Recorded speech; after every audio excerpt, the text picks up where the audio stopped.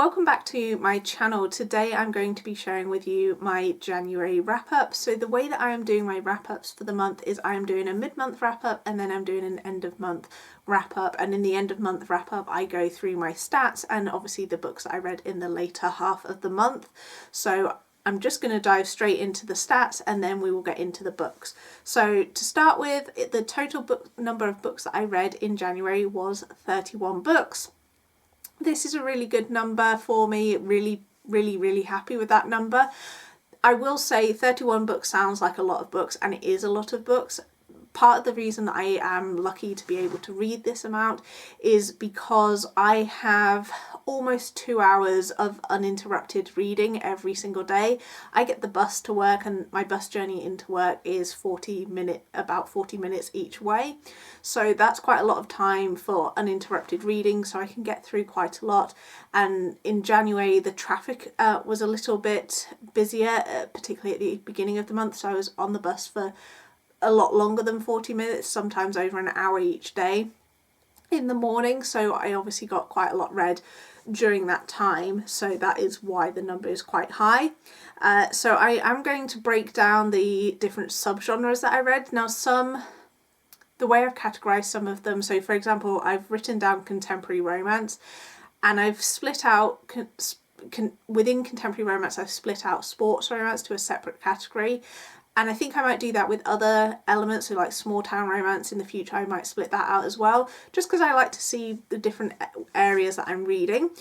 So that is why there is some separate categories, and obviously there is a bit of an overlap, but I'll run into the breakdown. So historical romance, I read 13 books, and this will have been held by the Rake Meets Bluestocking Readathon, which I took part in, which I really enjoyed doing, and one of my goals for 2025 was to read more historical romance, so I'm glad that that number is quite high. Then 10 contemporary romances, 1 sports romance, 2 mystery thrillers, 2 fantasy books, and some of those are fantasy romance, but I'm kind of lumping fantasy and fantasy romance in one. Historical fiction I read 1, and non-fiction I read 2. Then in terms of the format that I read those in, so 13 of those were print physical books, 11 audiobooks and 7 ebooks. Then in terms of rating, my ratings are kind of a mixed bag all over the place. So I had 1 2-star, 1 2.5 star, 9 3 stars, 4 3.5 stars, 11 4 stars and 5 5 stars. So quite a mixed bag, but most of them are at the higher end, which is good. Then in terms of authors, so I read 11 new to me authors and 20 previously read authors. So I am predominantly reading authors that I've read from before, but I feel like that's a good balance of new authors versus authors that I've read from before. And then in terms of page count, 13 of those books were less than 300 pages, 17 of those books were between 300 to 499 pages, and there was only 1 book over 500 pages. I don't typically tend to pick long books, I prefer to read shorter ones. That's just how it works, but it obviously varies depending on what I've read during the month. So those are the stats for the month, and then I am now going to run through the books that I have to share for the latter half of January. So I think I shared 11 in my first video. I did film it, it wasn't exactly bang on mid-month, it maybe was a couple of days before bang on mid-month. So I read 11 in the first half and then 20 in the second half. Well, that's how the video is going to be structured. So the first 6 books that I'm going to talk about I did share in my Rake Meets Bluestocking wrap up, so I'm going to leave that linked down below, and in this video I won't go into too much detail, just give the title, author and rating, and if you want my more in-depth thoughts then please check out the wrap-up video that I did, because I go into more detail there. So first one I read was Mine Till Midnight by Lisa Kleypas, and I gave that one 4 stars. The Duke's Sister and I by Emma Claire Sunday, and I gave that 4 stars. The Rake Mistake by Erica Ridley I gave 3 stars. The Silent Duke by Jess Michaels I gave 4 stars. The Duke Most Wicked by Lenora Bell, I gave 3 stars, and The Scandal of Rose by Joanna Shupe, I gave 3.5 stars. So they are all books that I read for that readathon.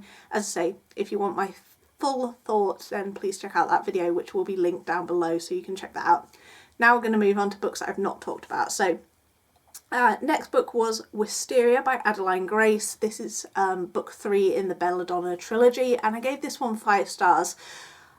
It's difficult to go into too much detail about this book because it is the 3rd and final one in a series. So what I will say, I'll kind of give the basic plot for the series. So in the first book, Belladonna, we have a character whose name I am struggling to remember, who can see death. And she moves in with her cousins, and it appears that someone is poisoning one of her cousins, and she tries to figure out who has poisoned her. That's a very basic explanation of the plot. And then at the end of Belladonna, we are introduced to Fate, who she can also see, so Fate and Death. And in the 3rd book, Fate becomes a very big plot, the main character of book 3, and one of the characters from book 1, who I'm not going to name, but basically they turn out to be a reincarnation of Life, and it is Life and Fate's romance and their story and their journey. I really enjoyed this series, would definitely recommend it. Book 2 was definitely my least favourite, but overall this was a really good series and definitely worth picking up. It's always hard to talk about the 3rd book in a series because you don't want to give too much away, so I definitely recommend checking out the series if you haven't done so already.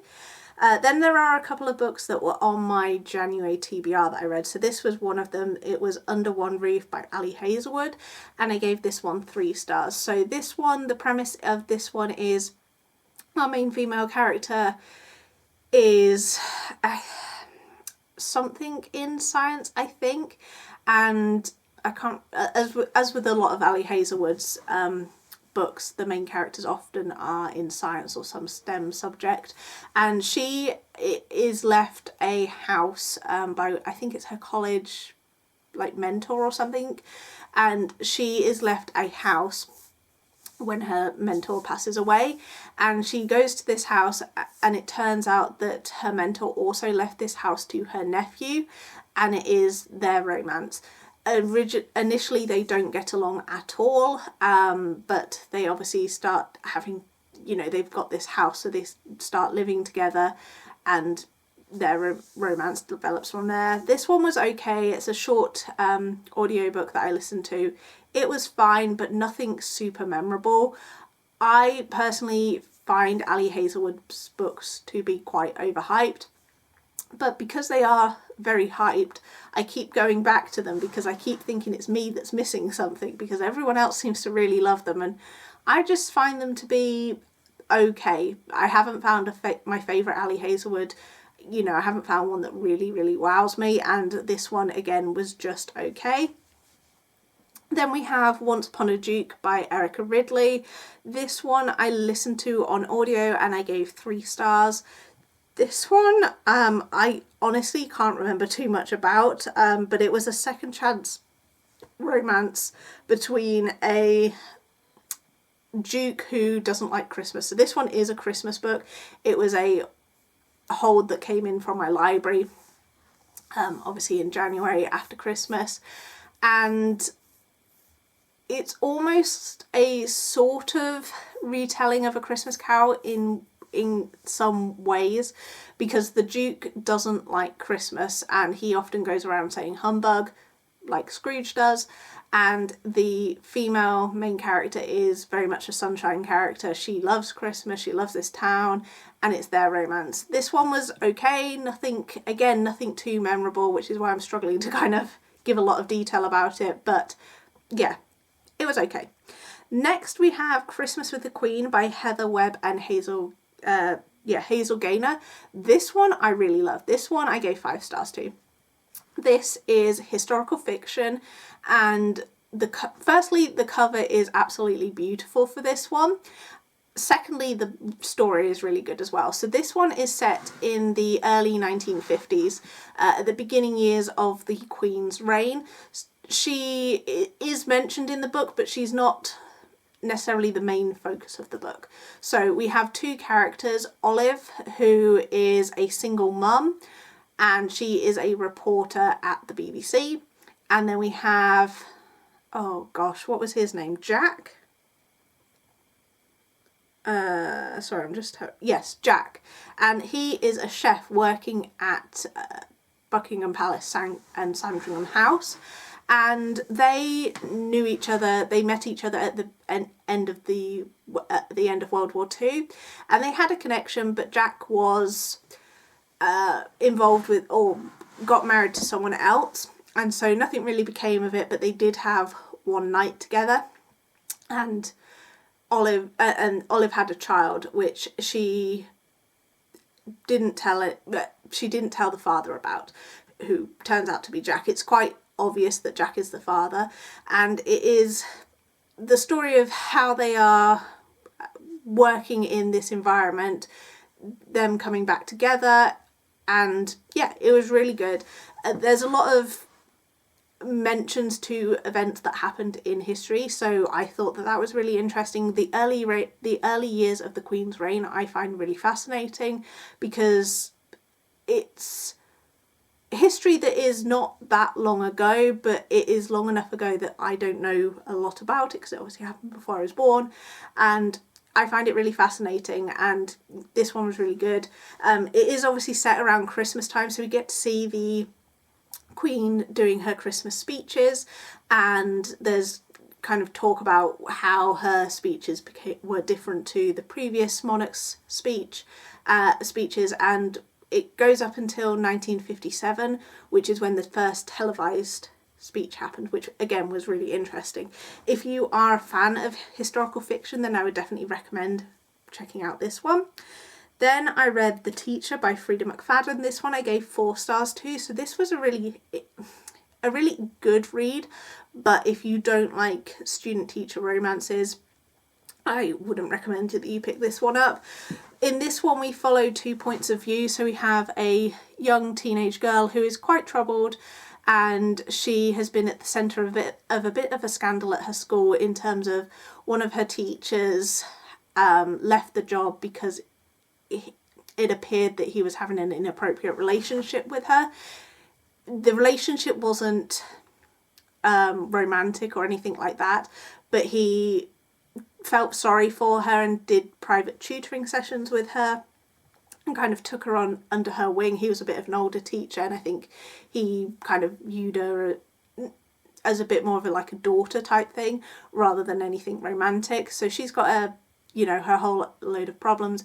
And then the other point of view is a female teacher at the school who is married to one of the another teacher at the school, who is the teacher that everyone loves. He's good looking, all the female students love him, and it's so they on paper their marriage is perfect, but behind closed doors there are secrets that they are both hiding, and it kind of goes from there. This one was really good. I think Freida McFadden's books, although they're not the most shocking twists that happen in the book, they have something in them that makes me want to keep reading them, and to me that is a good book in my eyes. Whether the shock is shocking or not, or whether the twist is shocking or not, is what I wanted to say there, sorry. They keep me engaged, and that is all I can really ask for. Next I listened to Talking as Fast as I Can by Lauren Graham, and I gave this one 4 stars. So this one was one of the books on my January TBR, and it is obviously Lauren Graham's autobiography. This one, it was a fun read, fun listen. I would definitely recommend listening to the audiobook because Lauren Graham narrates it, and you really get to see her personality shine through. She is very, very similar to Lorelai, who is the character that she plays on Gilmore Girls. There are definitely similarities that I could see when listening to the book. If you are a fan of the show, there are 2 chapters dedicated to Gilmore Girls. So there's one chapter dedicated to the first 7 seasons, which she talks about. She goes through and talks about each season. And then the last chapter of the book is about Gilmore Girls' year in the life. And she kind of talks about how that came to be and all of that. So it was a very interesting read. And there's obviously other chapters about different things that she's done. Really good and definitely worth a listen. Then I listened to Twisted Lies by Ana Huang, which I gave 5 stars to. This one I absolutely loved. This one was a romance between Christian and Stella. Sorry, I am terrible at remembering characters' names, but Christian and Stella.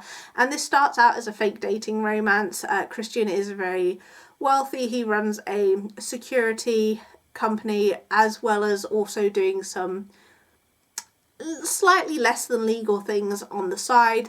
And Stella is she's got a blog, and she really wants to get a certain number of followers, and to do that it is recommended that she has a boyfriend, because couples do better on social media, and they start fake dating, and it is their romance, and it was really good. This whole series has been, I think I gave them all 5 stars, or if not 5 stars for all of them, and then 4 and 5 stars. Ana Huang is one of my favourite authors. If you are looking for billionaire romances, then I would really check out her series. She writes them really, really well. They are quite long, but her books, unlike some other authors that write really long romances, her books never feel too long. So really, really enjoyed that one. Then I read Lights Out by Simone, no I didn't, that's the name of the series. Cross the Line is the name of the book, by Simone Sultani, and this one again was one on my January TBR, and sadly I didn't love this one. I gave it 2.5. So this one is an F1 romance, and it is a brother's best friend's romance, and I didn't love this one. I wasn't engaged with it at all. I couldn't really tell you too much about the plot because I wasn't interested in it. So 2.5, I don't know if I'm going to pick up the next book in the series, but sadly this one didn't work for me. Then I read The Hurricane Wars by Thea Guanzon, and I gave this one 3.5, and on Goodreads I did round that up to a 4-star. So this one is a fantasy with a little bit of a romance. So this one, the setup of this one is there are 2 groups of people who have been at war with each other, and our female main character finds out that she is actually a princess to another region, and the hero is the enemy of the or the ruler of the enemy region that they have been fighting, and they end up to kind of draw an end to the war. It is a marriage of convenience that's kind of set up as in terms of to end the war. These 2 areas are going to join together in the way of marriage, and there's a lot going on in this one, so that's why I gave it 3.5 stars, because it's the first one in a series, and I feel like there was a lot of information being given to us very early on in the book, and it almost felt like a little bit too much. It was quite dense at the beginning and quite slow moving to get through. The romance kind of happens towards the end of the book. We start seeing the 2 characters together a lot more. We see them kind of interacting a lot more, and I think the next book has the potential to be really good. So I have already ordered the second book from the library, but this one, as I say, it was okay. I think it was a good start to the series, but it's one of those that I don't think is going to be my favourite book in the series, but the second one I think has a lot of potential to be really good. Then I've got 2 books here that I'm reading for, or I read for a video project that I'm doing. So I'm going to give you the title and my rating, but I'm not going to go too much into what they are about because that's going to be coming in an upcoming video. So I read Little Lies and Valentines by Lachelle Rain, and I gave that one 3.5 stars. And then I read Cupid's Shot by Serena Peer, and I gave that one 3 stars. As I say, the video will be coming up soon, within the next few weeks, where I will go into more detail about those books. Then I read No Ordinary Duchess by Elizabeth Hoyt, and I gave this one 4 stars. So I seem to be in the minority with this book. I enjoyed this one, but a lot of other people have not enjoyed it. So this one follows a, what was her name? I really should probably write these names down before I start filming because I'm terrible at remembering. Elsbeth and Julian. And Julian is part of the Grey Court family, which is what this series is titled. And he's kind of the black sheep of the family. He has some desires that, if people knew about them, would not be good. And Elsbeth is trying to find this missing diary from one of her ancestors, and she believes it's in one of the Grey Court's libraries, and it is their romance together. Julian is quite a gruff character. He is attracted to Elsbeth, but he is curious about her because she is very much a bright, sunny character, and he is definitely not. And she has been brought up in kind of a different world to him, so she has very different views on how women should be and act, which is not the norm for London society. And that kind of grates on him at the start because she is not acting the way he expects a lady to act, and he finds that quite intriguing but also a little bit frustrating. I really enjoyed this one. This is on the steamier side for a historical romance. I'm not saying that there aren't steamy historical romances, but there was a lot more steam in this one than a lot of other ones that I've read this month. But I did really enjoy this one. As I say, I am in the minority, but I've not read all of Elizabeth Hoyt's books, so I've only got a few to compare it from, whereas a lot of people that have said they didn't like this one have read like her whole backlist, whereas I've only read a few, so that might be why. Then I read Just Good Manners by William Hanson, and I gave this one 3 stars. So I listened to this on audio, and I definitely think that is the way to go if you are wanting to read this book. But this one is basically, it is what it says on the tin. It is a guide to etiquette, an etiquette guide, and he runs through a lot of different scenarios, such as dining, hosting parties, things like that, and goes through the etiquette rules that you should follow.